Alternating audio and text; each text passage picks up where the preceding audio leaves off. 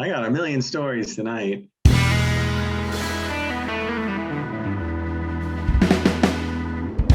What's up, everybody? Welcome back to Listography. Jason, Joe, and Crams are here. Songs of the year 1978, inching closer and closer to the end of the 70s. I don't know about this year. I think it was I think this is the weakest of the decade, probably, both on the charts and for wild cards. But it is still the 70s, and there's plenty of stuff to pick from. So I'm happy with the 10 I got. How you guys feeling? Pretty upset about this year in general. I know when we did the albums of the year video, we all, I think, mentioned that this kind of felt like a weird year. I know like the punk people and the disco people probably crazy about this year, but I kind of had a tough time, even on the albums of the year, finding like 5 that I really loved. And the same with the songs. I had to pull some things from different years. Fortunately, things charted and singles were released sort of in different times. Otherwise, I really would have had to reach for some of these. Yeah, I like all my songs, but if we listed all of like even the top Billboard stuff from all of the decades of the 70s, most of these 78 Billboarders would be toward the bottom. If you're new here, we pick 5 tracks from the Hot 100. Could have charted for 1 week at any time. As long as it charted during the year, it is eligible. We do a second list of 5 more songs. Those can be anything we want them to be. They could have also charted, or they could be deep cuts or B-sides or anything like that. One of those lists will be 1 song short because we save our winner for the end. And lastly, we also give you our choice for our least favorite top 40 song of the year. Let me kick it off with the Billboarders here. Song that Joe was talking about, little tricks for releases. This album came out last year, but charted as a single this year. Talking about the song Running on Empty by Jackson Browne. Maybe the definitive sound of like that warm rock radio sound, just amazing. Love the live feed of it. And I think his voice just sounds so awesome on this song. Cuts like a knife, just full of like honey and butter, just crisp and warm. I love it. I think it's a great song. I think the piano and the guitar and everything are just terrific, and it's just a good little tale. I've also got Patti Smith with Because the Night, a really cool straight up rocker penned by Bruce, who will also be featured at some point this year. Terrific song. I always love the lyrics. When you can be really expressive and paint a good picture with just simplicity, that's the way it is. And the chorus is just so catchy. I've also got Steely Dan with Josie, just so cool. It's got such a cool swagger it has such cool swagger, like we talked about before in the Steely Dan videos. It's one of my favorite choruses by Steely Dan, though. When Josie comes home, she's the prize of the neighborhood. So cool. Then I'm going to go with a song that I think people forget about how awesome it really is because it gets overplayed and kind of came after their prime. But I'm going with The Who with Who Are You?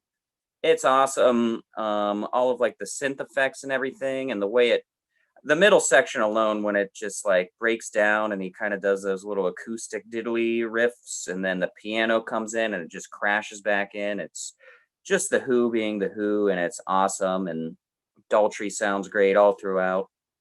And then my final one charted, really a strong number 2 here for the entire year.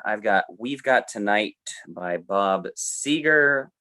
Love that album. I love this song. I think the piano is hauntingly beautiful.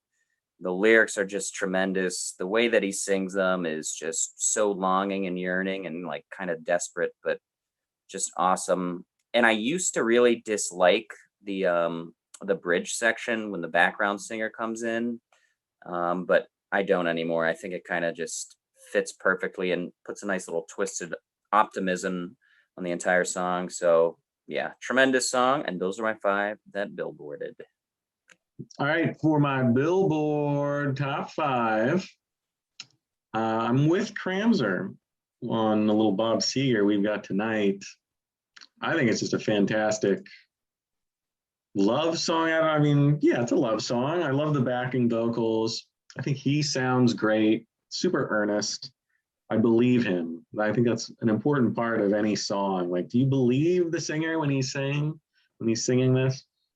And I believe him. I think it's a really well crafted song from Mr. Bob Seger. Probably the last time he'll appear on my list, but it's probably my favorite Seger song, I think. Number four, this is a band doesn't get much respect in the world, and kind of for good reason, but for some reason I always have really liked this song. I'm gonna go with Roll With the Changes by REO Speedwagon. It was scraped the bottom of the charts, but I don't know, this and Time for Me to Fly, which are back to back on You Can Tune a Piano, but You Can't Tune a Fish, which is just a horrendous name for an album, but they're really weird kind of song construction. Like, neither of them have choruses, and they were both moderate hits. You can still hear them on the radio today. And I don't know, there's just something about them that's kind of like weird and attractive. And I really like the guitar tone on it as well. Number three, I'm going to go with a little Earth, Wind, and Fire. This song, the album came out in 77, single released in 78. I got Fantasy. Could have gone with September as well. That came out on the Greatest Hits, Volume 1. Maybe the greatest hits album of all time from Earth, Wind, and Fire in 78. But I'm going to go with Fantasy. I just love the vocals. You know, they're just all over the place. The super high falsetto at the end. Really great bass line, of course. And horns all over the place. It's, you know, if you know, or everyone's heard this song, I don't need to describe it, but it's great. One of my favorite Earth, Wind, and Fires. Number two, another album that came out in 77. And unfortunately, I have to keep reaching the 77 for my songs here, but I'm going to go with You Took the Words Right Out of My Mouth by Mr. Meatloaf. On a hot summer night, would you offer your throat to the wolf with the red roses? Yes, I would. Number one, though, back to 77 again, a little Asia action. I got Deacon Blues, went all the way up to 19 on the Billboard charts, which I think says a lot positively about the American radio listening audience. So a classic tale to losers everywhere. I love it. Wonderful lyrics, just a great groove. One of my favorite Steely Dan songs you can find on our Steely Dan Listography songs list. It was definitely there. So yeah, there's my top five, three of which came out in 77, but who's counting? My Billboard picks. A little surprised that neither of you had either of the big charting songs from this band. I think it's the first time I'm putting them on my list. I could be wrong about that, but I've got Beast of Burden by the Rolling Stones. I think this is such a great laid back groove. Charlie Watts and Bill Wyman are at their all-time best here. It's just so great. The bass line's really cool. He's got like two parts, like two separate bass lines that he alternates between, like seemingly randomly. It's really cool how he uses them. The guitar interplay is fantastic between Ron Wood and Keith Richards. And I love Jagger's delivery on this track. Great song. I've also got Werewolves of London by Warren Zevon. What Kid Rock did to this track was a crime against humanity. So I felt compelled to pick this song just to remind people that it is actually a great song. And even on its own, it does come across a little bit like it's kind of a novelty track, the way he's howling in the choruses. But some of his lines in the verses are so dry and like, I don't know, I just love some of the lyrics about, you know, I'd like to meet his tailor. And even though it's a seemingly silly song, there's all these little Zevon isms in there. After that, I'm going to go with Surrender by Cheap Trick.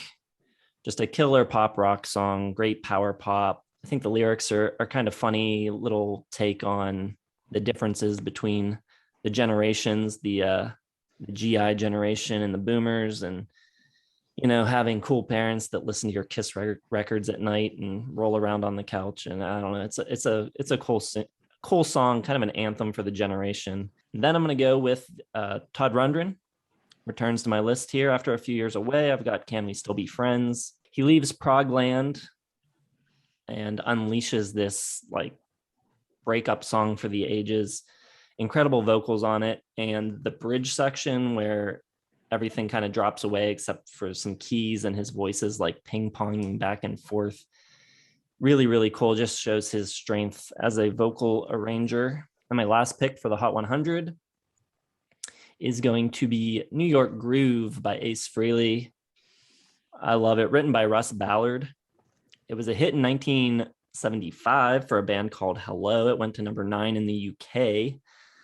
But Ace is just like the most New York dude ever. He's got that New York accent, and I think the way his version just sounds like New York, it's kind of glamorous and decrepit at the same time. I just think he captures New York City in his vocal delivery and in the music. I think it's the perfect pairing of artist and song. So yeah, that's it. Those are my picks. Okay, boys, let's move to the wild cards, shall we? Surprised this one didn't chart. It's a 9-minute long instrumental by Rush. La Via Strangiato from Hemispheres. One of the most ridiculous recordings of instrument playing you'll ever hear in your life. It's got that really cool acoustic Spanish guitar intro, then that slow build, and then that first solo. Man, one of my all-time favorite solos by Lifeson. There's just so many different cool parts and movements in this song. The time signature changes, everything is just so unique. So much flair to it, and just tight as hell. Amazing. I'm also going to go with the previously alluded to Springsteen with Something in the Night. Love this song. I just think it's got like this really cool, like, young in love promise to it. Just like the anticipation of going out and having the entire world and your entire future in front of you, and just feeling that sort of sensation in the night, not knowing what can happen. I think he captures it really well. I mean, young Springsteen is just awesome in that regard. I'm going to go with Talking Heads with The Big Country. Love this jam. Closes that album and is fantastic. Love the wide open feel to it, the slide guitar on it, that snappy like slide and bump bass line. And it's just got a really cool like Americana vibe through it, but through the weird lens of Talking Heads. And I think that's really cool kind of twist they do on it. And then finally, a nice deep cut here from Plastic Letters by Blondie. I'm going with Denis. Really awesome. It's got like an old kind of, like milkshake and diner 50s kind of flair to it. It's really kind of happy-go-lucky sounding, and it's kind of like a girl pop song. Really cool. We talked a lot during the Blondie video about how good the drum work is and pretty much all the songs, and same here, but just the catchiness of the dinny, it's really cool, and it's really sweet. And then like the French speaking is really cool. It's just got a lot of really cool like lush magazine pop flair to it, and I think it's awesome. So those are my 4, and I'm saving my winner. Okay, I will also be saving my winner, so you're gonna get 4 from me. This is a weird case of synchronicity. My number 5 is gonna be a little song called, can't read it because it's backward, Zanzibar by Billy Joel. Somebody just delivered this piano book of Billy Joel's 52nd Street today. I didn't order it. Somebody found it in a garage and they decided to bring it over. And now it's on my top 5, so that's weird. They also brought a Fleetwood Mac, which I'm pretty excited about as well. That's Billy Joel's ode to Steely Dan, 52nd Street, a lot of jazz on there. Favorite track off that album, Zanzibar. Number 4, a little deep cut from Genesis. They're popping back on my list. I'm gonna go with Burning Rope and then there was 3. I think it's a nice bridge between the 2 eras. It's getting a little bit poppy, but Phil's voice is just getting stronger, like by the song. And this one's, 7 minutes, really great keyboards, nice progressive, but it's got the like catchiness that continues to grow and grow as Genesis moves into the 80s. Number 3, I'm going to go with When Did You Stop Loving Me? When Did I Stop Loving You? Marvin Gaye, one of the better songs about divorce. Probably the best track from Here, My Dear, which is his really personal ode and like just epic story about getting divorced from, I think, Berry Gordy's sister, who was older than him. And it's a really like difficult, complicated album. This is one of the more catchy songs. Marvin Gaye busts out some amazing falsetto throughout this one. Just phenomenal. Number 2, got to get a little Van Halen on my list. I'm going to go with my favorite track off that album, I'm the One. It's just a guitar masterclass. The number of like runs and like little things that he's doing throughout this song is incredible. I remember like trying to play this song and like I just looked at the tab and just gave up immediately because it's so all over the place. It's insane what he's doing rhythm and leads basically at the same time. Nice like punk energy here too as well, which they kind of get away from as the band progresses, but like on that first album, they're just raw and punky and mean. Phenomenal. My favorite track off that one. Definitely I'm the One, and I will save my number 1 dear to my heart for a couple minutes from now. Stay tuned. All right, my wild cards. My first pick comes from an album that I was shocked to see on Cram's albums of the year list back when we did that. I had no idea that he listened to this artist, but I think it's a great album. And I love this song. I love the sound of Breaking Glass by Nick Lowe. Really cool bass work on this song. Great groove, great feel. The piano on it's great. There's a really cool piano solo. Nick Lowe doesn't play the song anymore, I don't think. He says there isn't much of a song there. It's just a half-baked idea, but for a half-baked idea, it is really cool. After that, I'm going with Going Down to Laurel by Steve Forbert. Steve Forbert was one of like a million singer-songwriters in the 70s that was dubbed as the new Dylan. Obviously, that didn't really pan out for him, but he's got a really cool, distinctive voice, great harmonica playing on it. He does like this really cool fluttering thing with his tongue. Just a song about young, foolish love. Finally, getting a John Prine song on my list. I'm going with Fish and Whistle. John Prine has a way of writing these kind of like simple ditties that are a little bit funny, really simple melodies, almost like a kid's song in a way, or like a novelty song of some sort. But the way he does it, there's like an honesty and, a relatability to his songs that make them feel a lot deeper than what's on the surface. I just think he's a pretty genius songwriter in that way. This is a great song.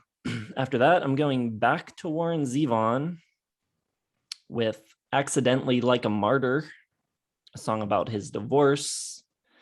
You can really hear the pain in his voice on this one, I think. And I guess it's kind of about like, you don't pursue love, you don't seek out martyrdom knowing that you're going to be hurt. Like ending up that way is, always accidental. And then, my winner is from this list, so it will be held back. So time to get to the worst. All right. This is a slam dunk winner. I was looking forward to talking about this since we started this decade. I know we've, said some not so nice things about boring radio rock, like, or at least what we feel is boring radio rock, like Bad Company and stuff like that. But the godfather, the king of bad radio rock songs, is Hot Blooded by Foreigner. It is absolutely just the most simple, basic, white bread, trashy ass, stupid song that has no passion, style, playing, anything. I mean, if you have 103-degree fever, you are not hot-blooded. You are sick. And that's what you have to be to like this song. There's not a great vocal performance. It is clunky. It has like no rhythm to it. I just cannot stand it. It's just the most lamest thing ever. Hot-blooded. Check it and see. Funny story about that. I got a million stories tonight. I agree. I don't like that song much. My friend used to have it on a record. Instead of listening to it normally, we would speed it up, and I think it actually improved it a lot. Like the faster tempo, like it kind of rocked then, but listening to it like straight, it's really boring and slow. Like it sucks. I agree. My least favorite though is going to be another godfather of boring rock. He's had his ups and downs. He's won for me, but he's going to lose for me. I'm going to go with Wonderful Tonight by Eric Clapton. I just think this song is just so kind of like snooze with his like cloying lyrics about this lady. Like this is kind of where he jumped the shark, I think. Like he kind of dabbled with like being sort of like this old kind of like not even curmudgeonly, but like syrupy, like over the top kind of rock star. I think at this point he kind of just crossed that line completely. There's not a lot of Clapton that I like after 77 really. And yeah, this one for me, just, I hate it. Won't listen to it. Never. I don't think I've listened to it all the way through since like the first time I heard it. It was just like, no, Eric. I don't mind that song as much, and most of my favorite Clapton comes in the 80s, so. All right. Man, this was the year of Leif Garrett. I could have picked a number of his, but I'm not. I'm going back to Carly Simon and James Taylor with Devoted to You, which is a song written by Boudleaux Bryant, who we've seen a lot throughout this series, usually in the good category. But they remake this song that was originally done by the Everly Brothers, and they just massacre it. They suck all the life out of the melody. Their vocal performances are so dull, and the arrangement is so bad. There's like this military snare drum on it for some reason. It makes no sense. It is just absolutely horrible. Just an absolute disaster of a cover. There were a lot of contenders this year. 3 Times a Lady by the Commodores, easily. I hate that song as well. Dust in the Wind by Kansas. Yeah, there's a lot. Shall we get to the winners then? My winner is probably a top 20 song of all time from my favorite guitarist ever. It is Sultans of Swing by Dire Straits. Rhythm guitar is fantastic. The lead work is absolutely sensational. There's not a note that I think is misplaced. He sounds really cool. I think the band behind him doesn't get enough credit ever throughout like his entire discography. We've done Dire Straits, so you can check that out. Really just like the pulse here, and it's a very underratedly written song. I think it's a folk song at heart, and it's got like a really cool story about a band and you know, just the perfect amount of speed they're playing. And it's got like a little bit of like a darkness to it, almost not dark in a gothic way, but it's a very like pensive, serious song in a way. It's not like joyful. But he's just, I mean, the song is his style. If you need to know one Mark Knopfler guitar song, this is it. I mean, no one could make the guitar sound the way he does with the finger picking and everything, and like the upbeat kind of giddy up blues style he does in his own way. And it's just perfectly written guitar parts. I think it's a great song. One of my favorites ever. Never get sick of listening to it. That might be your ticket to the top, Crams, or you might have finally done it. It's a good one. My number one, it's a song that's near dear to my heart since last year when I discovered this artist. Of course, got to go with Wuthering Heights, Kate Bush. It's the first number one in British history, written solely by a woman, solely written by and performed by a woman. First time. Blows my mind that this track was the first one to do it because it is so weird.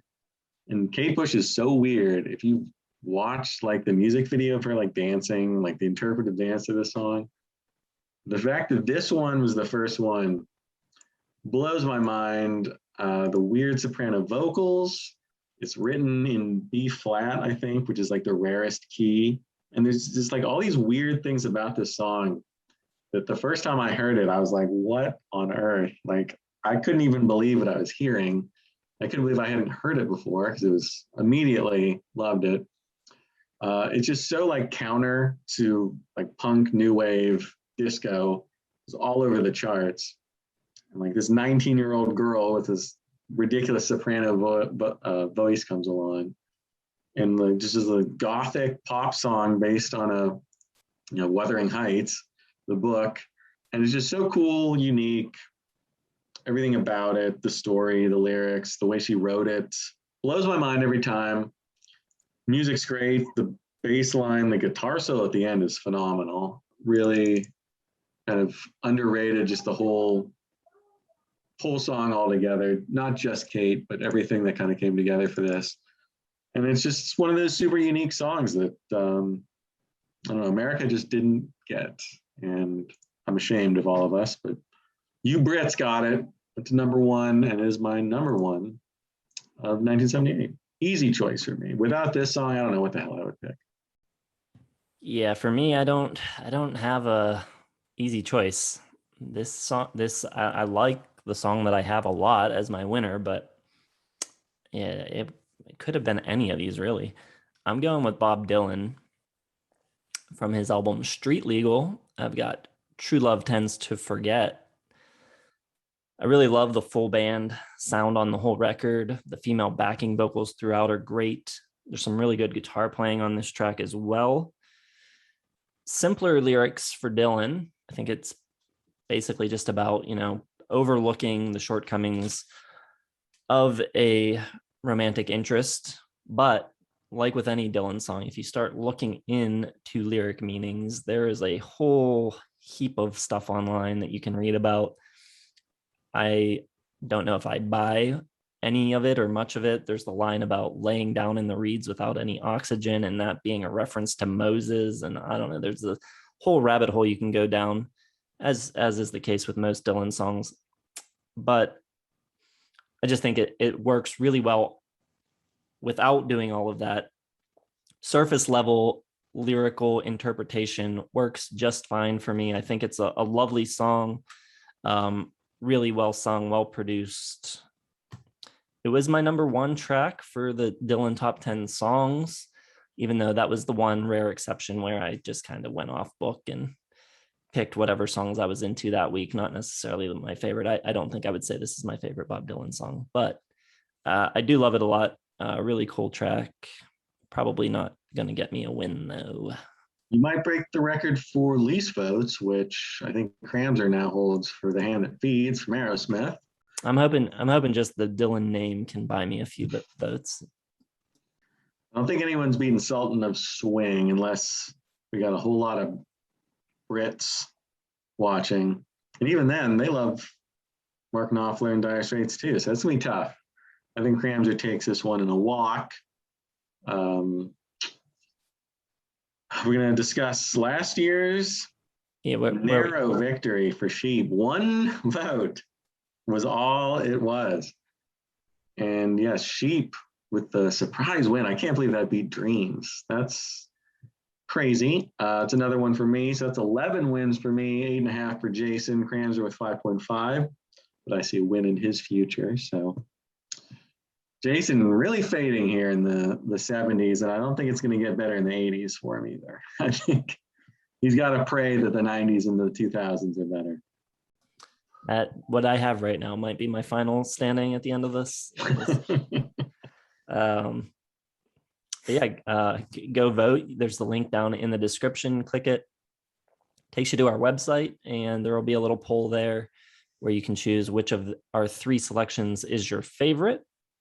There's also going to be links to playlists down there where you can check out all of these tracks if you're interested in doing so. And then, hit like, subscribe to the channel if you're not subscribed yet, hit the bell for notifications. There's also Facebook, Twitter, and Instagram links there for you as well if you'd like to follow us on those. And other than that, yeah, we'll see you in the next one, 1979.